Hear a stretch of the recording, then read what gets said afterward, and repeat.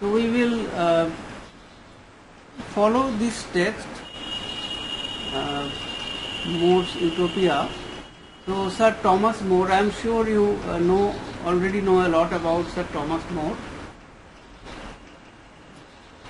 Can you tell me this necklace or this thing that he is wearing, what is it?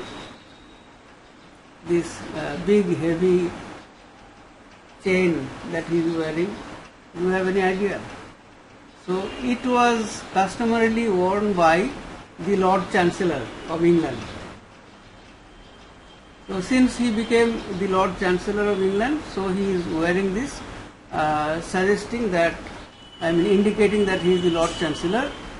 And from his dress and his cap, what do you make out? Can you comment on this? Have you seen anybody else or in any other picture people wearing this kind of a cap? And if you remember the picture of Erasmus, he also wears a similar cap. So this was worn by humanists, you may say, in the 16th century. So this is very much, this indicates us that he is a humanist. So not exactly because he is a barrister, which he was, but because he is a humanist. Erasmus was not a lawyer, but he also wears this cap. So in the 16th century in Europe, people used this kind of a cap. Scholars and humanists used it. So that of course raises some questions. Good to see you, Adira. Raises some questions about what is a humanist or who is a humanist and so on and so forth. I will assume that you know this from your undergraduate studies. Humanists who pursued humane letters, literae humaniores in Latin, humane letters. Humanists mostly discovered Greek and Latin texts that were forgotten in the Middle Ages or were kept in dark, dusty libraries. So beginning from Petrarch, the humanists started discovering Greek and Roman texts. And these texts were mostly texts of literature or some other text which today we will call the humanities.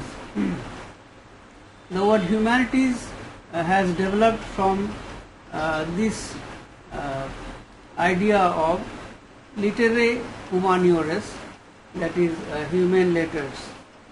I should write the Latin phrase in the chat box. Humane letters. So letters is sometimes used for literature, as you know. So humane literature, that is literature that makes people more humane by teaching certain values. Therefore, since we do not call medicine humanities or technology humanities, so there is doubt whether these sciences make people more humane. Without any aspersion, it is these people who invented the bombs, isn't it? But when we read literature, we see that there we find depiction of human values. So we assume that students of literature become better human beings than those who study other kinds of knowledge. Or at least that is what the humanists thought in the during the Renaissance, because in the Middle Ages the studies which were available to people, not the basic studies, that is the school level studies, which were divided into trivium and quadrivium. Three subjects: grammar, rhetoric, and logic, and quadrivium, four other subjects: arithmetic, astronomy, geometry, music. Apart from that, these were basic studies. For higher studies in the universities, what subjects were available in those times? Theology, medicine and law. So if you look at the, very scholarly, knowledgeable, learned people in the 16th century, early 16th century, before the development of the human studies, you will see that they were mostly medicines, doctors of medicines, doctors of theology, doctors of law and so on. But after the humanists began studying Greek and Roman literature, so they brought to the knowledge of the universities, to the knowledge of the people, that there are such things as tragedies, comedies, epics, lyrics, and all the different literary genres. Then these began to be part of the curriculum, which they were not in the Middle Ages. So there was a great change in curriculum as a result of the effort of the humanists. So we see Sir Thomas More, Erasmus, who was More's friend, who lived in England for some time. They formulated the syllabus of the school, the St. Paul's School in England. Erasmus and More, they initially formulated the syllabus of the public school, and they introduced these literary texts in schools. And the same happened in France and other European countries. So we may say there was a kind of a revolution in the pursuit of knowledge, in the pursuit of subjects, disciplines and so on.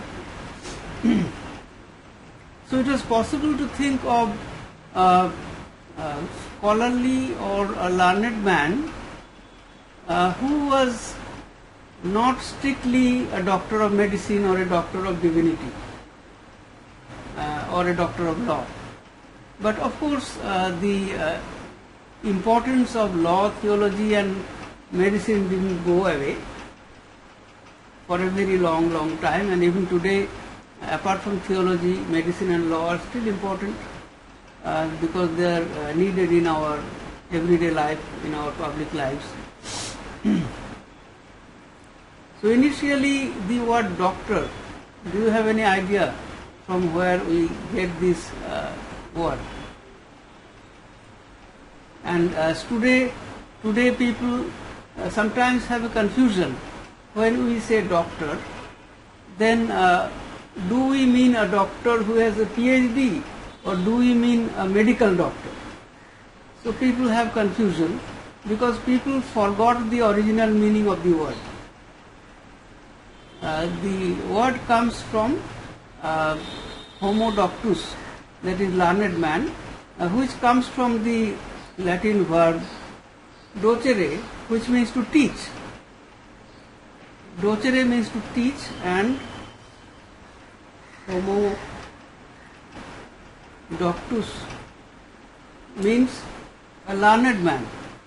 So doctor means a learned man. And this word doctor was used mostly with reference to doctor of medicine, doctor of theology and doctor of divinity as it is called in England, and doctor of law. But today we have PhDs in all subjects and they are all doctors. But what is the degree that they are awarded? Doctor of philosophy. So PhD stands for Doctor of Philosophy. Here the word doctor is used in the sense of, philosophy is used in the sense of knowledge. So originally philosophy meant knowledge. Philosophy was the mother subject. Philosophy means love of knowledge. Philosophia. Sophia means knowledge. Philo means love. So philosophy means love of knowledge. That was the mother subject or mother discipline. Therefore, whatever today we can do our PhD in, we express our love for knowledge, isn't it? That is why we call ourselves PhD or Doctor of Philosophy, whatever. So let us come back to utopia. So this word is derived from Greek, and in this book Sir Thomas More uses a lot of Greek words. Many names are derived from Greek, and he also uses pun in Greek. Now, why he makes Greek and Hebrew significant in this book as opposed to Latin?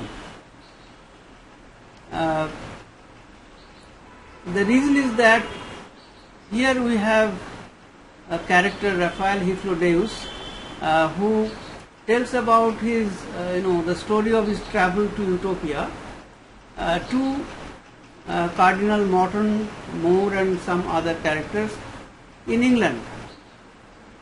And so Raphael wants his audience to compare the conditions in England to that in Utopia. So therefore England stands for, more or less we may say, Western European civilization, and Utopia does not belong to Western European civilization because it is a Greek name. So Greeks, originally they were considered as Asians. No, they did not belong to Western Europe. So even Christianity was divided into Roman Catholicism and Greek Orthodoxy. Therefore, Greeks were kind of Asians, we may say. So Raphael's purpose was to provide a mirror to Western Europe against the conventions and practices of the utopians. That is why More uses Greek and Hebrew, because Western Europe depended on Latin culture and Latin civilization.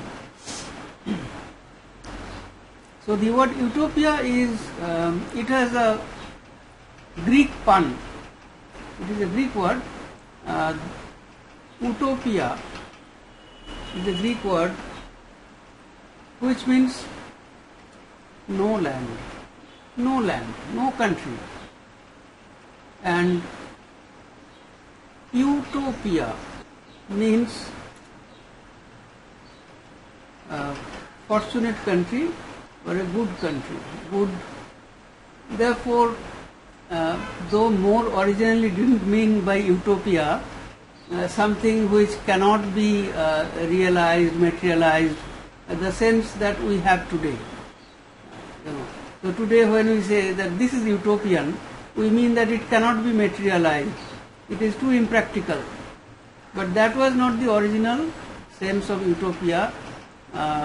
When More in this book represents this country which is much better, superior perhaps, to the model of countries in the Western European civilization. But why did it come to acquire this meaning of impossibility, something that cannot be materialized, this negative meaning? That is because of this pun. So the word utopia means no land, that is a land which is not possible. Okay.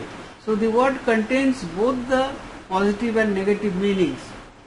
The best country, the good or fortunate country, or no country at all. Both the meanings are contained in this word. So today we have developed another term from this, dystopia. That is a bad country or a nightmarish country Hmm? And we have a whole genre of literature which may be called utopian literature or dystopian literature. So this, we may say that this genre could originate because of More's invention of the word utopia and his book Utopia. Now the question is, was More the first to think of such an idea, an ideal country where people have the best possible kind of life and justice and everything good and positive, an ideal commonwealth? Was More the first to imagine it? Of course not. So we may go back as far back as Plato. Plato's The Republic, which was probably one of More's models of an ideal country. Then we have St. Augustine, The City of God. Augustine imagined an ideal Christian country. So there were such other classical texts before More came to write his text. But the difference between More and the earlier classical writers is that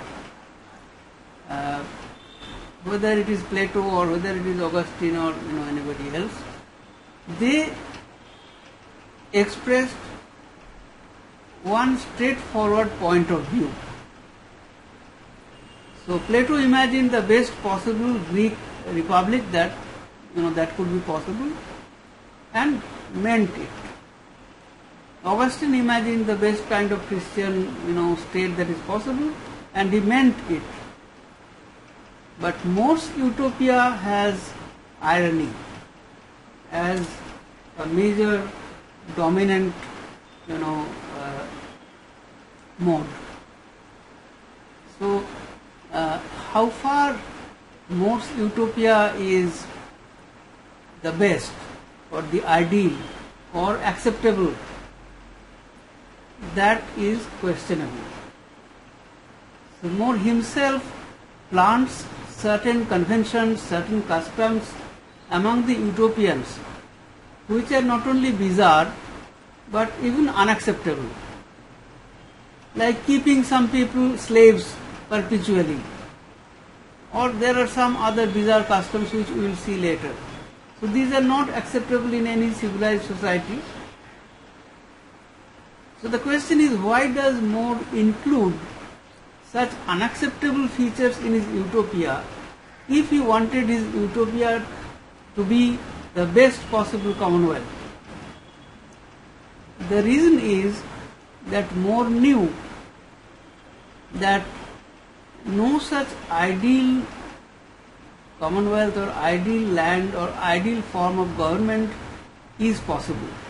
More was a Roman Catholic, because of his Roman Catholicism, he was imprisoned and he became a martyr. Henry VIII imprisoned him in the Tower, even though he was Henry's childhood friend and Lord Chancellor.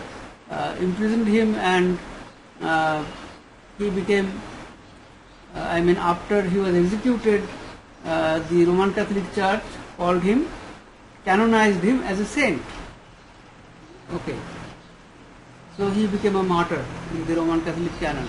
And we know that his dispute was over the question of divorce. Henry's divorce with Catherine of Aragon.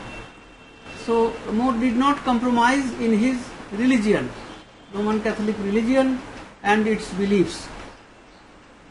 And the 16th century translation of More's Utopia, because Utopia was written in Latin, the 16th century translation was by Ralph Robinson. That gentleman is a Protestant Englishman. So he laments that unfortunately Sir Thomas More, even though he was a great scholar and humanist and everything, yet he persevered in his religious prejudices and could not see the shining light of Christian truth. Alright. So, More knew that on this earth no ideal commonwealth can be there, because Christians believed that perfection was possible only in heaven. So there was this heavenly city of Jerusalem, in imitation of which the earthly city of Jerusalem could be built. Alright. So whatever is there on this earth, it is bound to be imperfect. Now let us think of the nature of this book. The first thing that we notice is that More writes this book in Latin. It was published in 1515 from Louvain, and then in the next 2 years from Paris and Basel. So 1515, 1516 and 1517. These are the dates of the Latin text. And it was soon translated in most European languages and became very famous. And in English, it was translated by Ralph Robinson, which the first edition was published in 1551 and the second edition in 1556. So More wrote this book in Latin because he wanted this book to be accessible to all European writers and thinkers. So if he wrote in English, then all European writers could not read it. So that is the first reason, of course. And he could write in Latin much better, because Latin was a more perfect language, perfected by Cicero and other writers. And in this book he also follows Cicero to some extent, Cicero's political thoughts. Therefore Latin was the perfect medium for this book.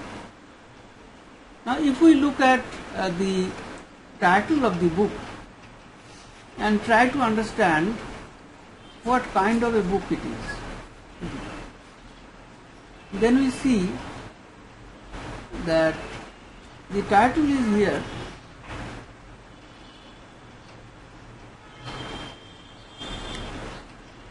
The first book of the communication of Raphael Hithlode concerning the best state of a commonwealth.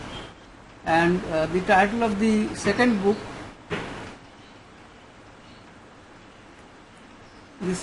of the communication of Raphael Hithlode concerning the best state of a commonwealth, containing the description of utopia with a large declaration of the politic government and of all the good laws and orders of the same island. So utopia is the title. The subtitle is concerning the best state of a commonwealth. Therefore it may be looked upon as an exploration in the best form of political state. So the idea of commonwealth or the idea of republic or the idea of a state, there were various forms of state in the 16th century. In Italy itself one could find a great number of such forms. So which form of government was the best? One thing is clear, that More does not write of monarchy or any other oligarchy, all those forms. He straightforward writes of commonwealth. So commonwealth is some kind of a republic. So he supposes that there would be a hierarchical structure, some kind of representation representative government. So if we look at the government of Utopia, then we see that it has a representative government. It is very similar to our modern government. Like today we have, three-tiered government. Like at the local level, panchayat or local bodies. We have at the state level, state legislature. We have at the central level, the parliament. And we have the prime minister or the president. So, to imagine such a government of, which will contain different representative layers or stages was an achievement at that time. This was the very opposite of what was there in England, absolute monarchy by a Tudor monarch. Therefore, if we imagine Utopia to be some kind of a criticism of the English form of government, then it will not be wrong. So as you know that Tudor monarchy was so powerful, absolute monarchy, that anybody who wanted to criticize the government would have to criticize it by taking the locale to somewhere else.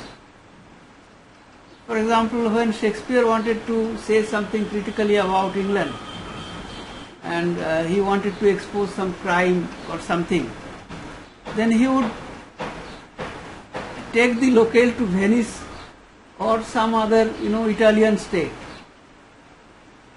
So it was possible to depict Italy particularly as an evil country because Pope was the greatest enemy of Henry, and that is why the English Protestants, they hated the Roman Catholics because the Pope did not grant the divorce, and they always believed that the Roman Catholics were trying to hatch some kind of a plot to overthrow it, to overthrow the English government.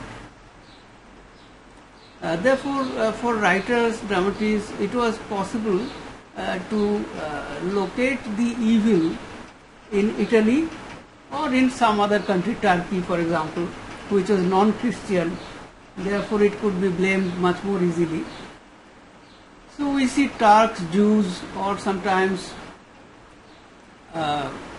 blacks, they are portrayed in Renaissance literature, in Tudor and Stuart Elizabethan literature, Jacobean literature, they are portrayed in a bad light. So we look at the representation of Shylock, we look at the representation of Othello and so on. So for More also, for the same reason, it was possible to discover or to mention a different country as opposed to England. But in More's case, since More has a Roman Catholic point of view, in More's case, England appears to be in a bad light and the other country, that is Utopia, appears to be in a good light. Because the whole discussion in book 1 begins with the question of the system of justice in England, the penalty of the thieves, the punishment meted out to thieves and vagabonds in England. And when this discussion starts developing, then Raphael speaks of the rules, the laws in Utopia, how similar crimes are dealt with in Utopia, and so on. And here in the first book we have this character Cardinal Morton, who is an actual character, More's contemporary, And in fact, More lived in Cardinal Morton's house for 2 years and respected him, loved him, liked him. So here Cardinal Morton is represented as a man who is very open-minded, liberal-minded, and he listens attentively to Raphael's narration and even thinks of whether such laws or rules can be applied in England or not. So Cardinal Morton is the good face of England, who is open-minded, liberal, and ready to experiment. All right. So, in some way, this text is an interaction between the English and the non-English.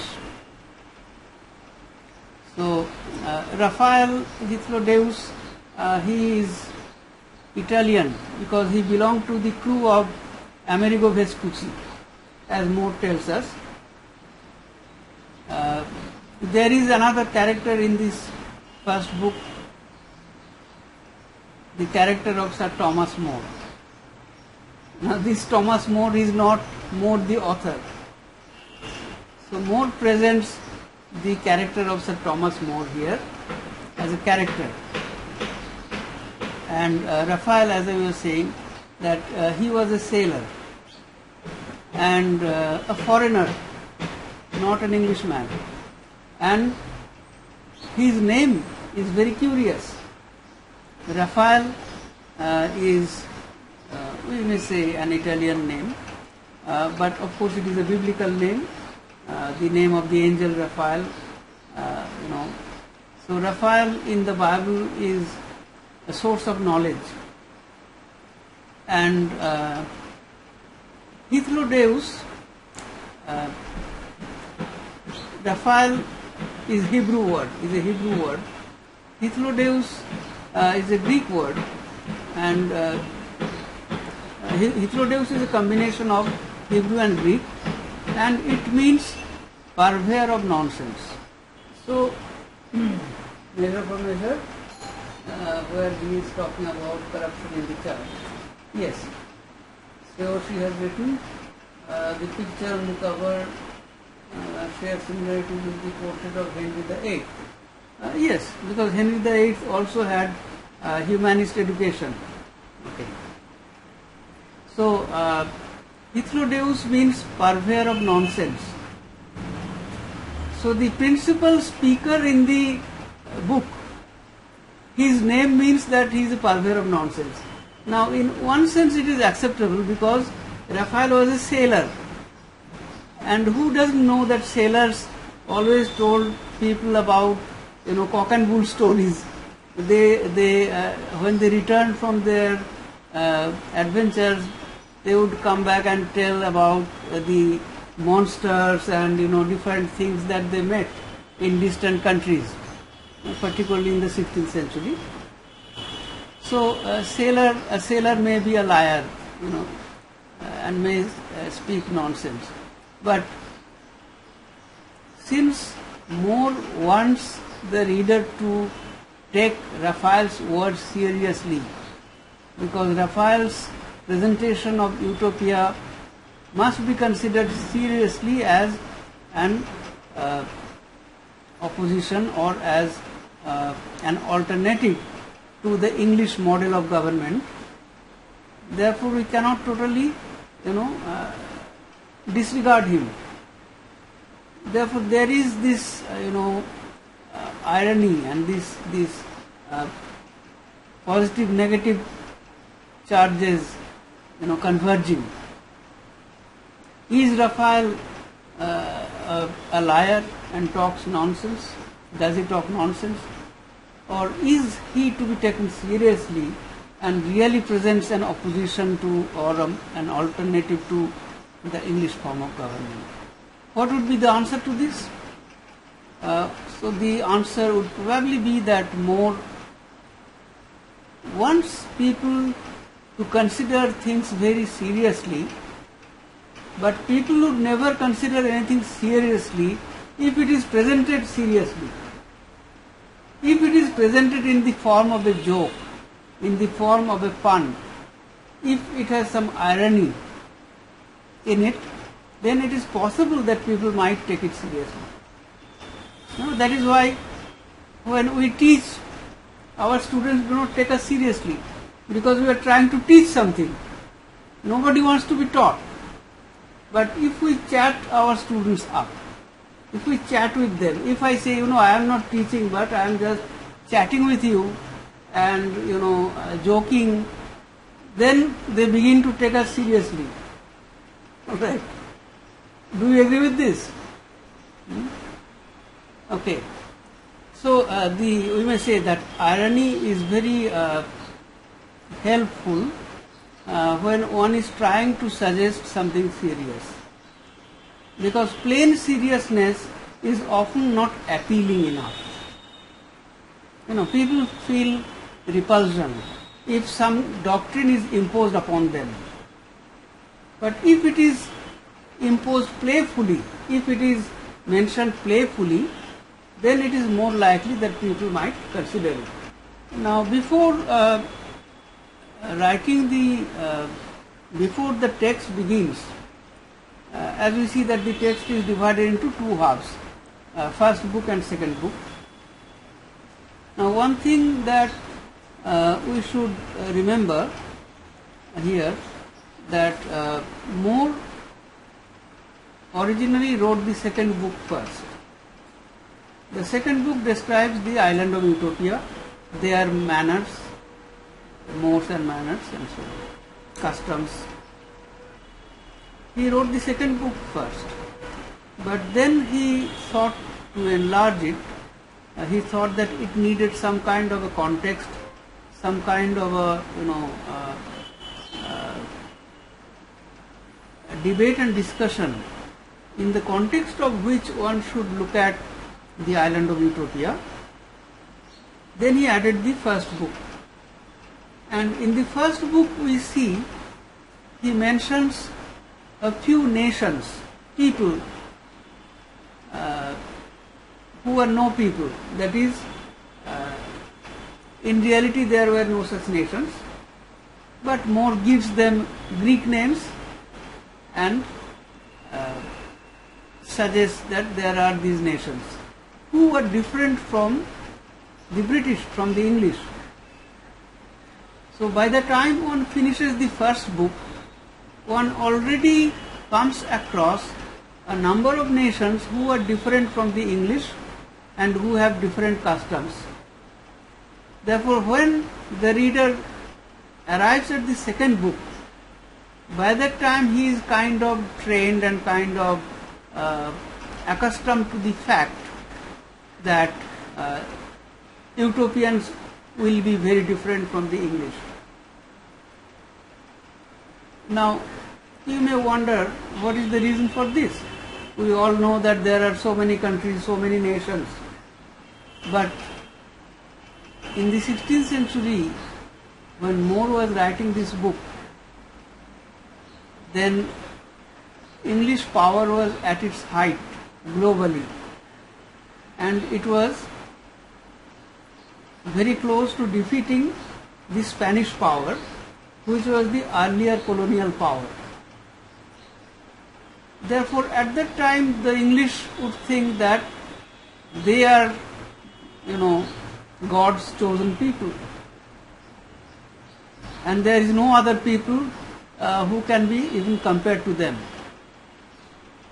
So, if you do not believe my words, then read some Puritan literature.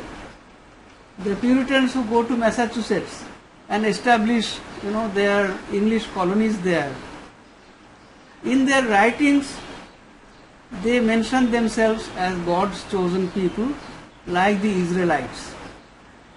So they consider themselves the new Israelites, and God is going to establish an example to all the people of the world who should follow the example of the Massachusetts colony, New England. Okay, so in Henry's England, Henry VIII's England, the English people were too full of themselves. and every other nation was looked down upon.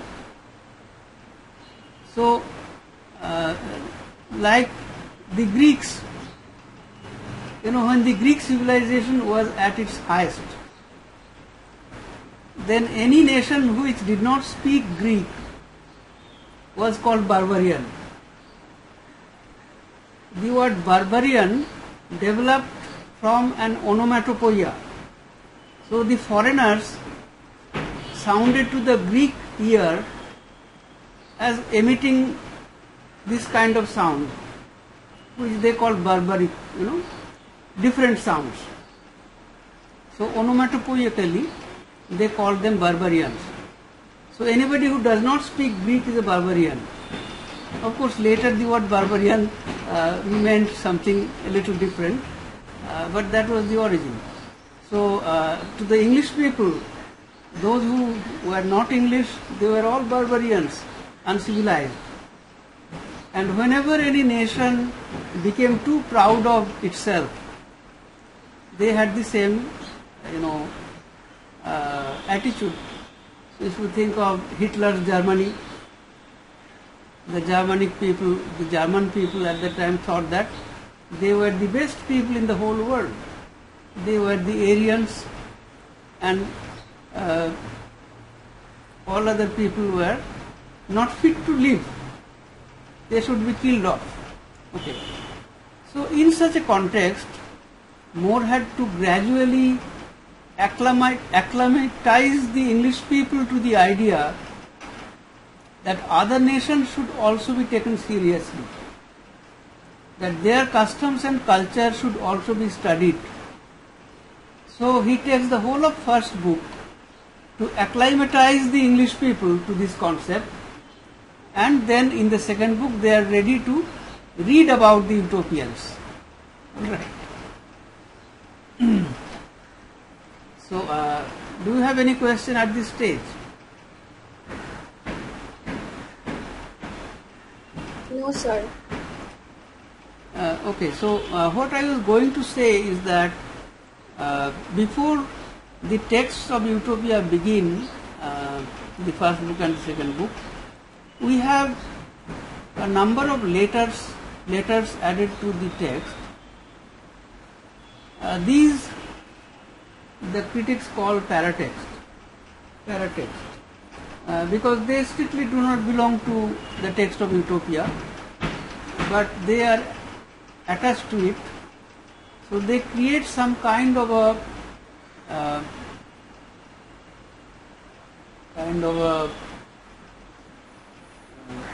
state or ambience which creates the credibility of the text of Utopia. So we have here first letter from Thomas More to Peter Giles, a letter from Peter Giles to Jerome Busch-Leiden, second letter from Thomas More to Peter Giles. And before these three letters, Ralph Robinson writes to William Cecil, and the translator to the gentle reader. So these all form part of the paratext. And what is the function of this paratext? So the function is, as I said, to lend credibility to the text of Utopia. Okay. So I will discuss that. I will take a 2 minutes break here, and after that I will discuss this.